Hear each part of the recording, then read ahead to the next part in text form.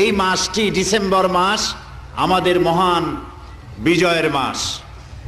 শুরুতেই দোয়া করে নেই এই বাংলাদেশের স্বাধীনতার জন্যে 9 মাস যুদ্ধ করে যেসব বীর মুক্তিযোদ্ধা শাহাদাত বরণ করেছেন, আল্লাহ রাব্বুল আলামিন তাদেরকে সকলকে মাফ করে দিন। আমিন। আল্লাহ তাদেরকে জান্নাত নসিব করুন। আমিন। এবং যেসব মুক্তিযোদ্ধারা বেঁচে আছেন, আল্লাহ তাদেরকে ঈমান এবং সম্মানের সাথে দুনিয়ায় জীবন গুজরান করার তৌফিক দান করুন। আমিন।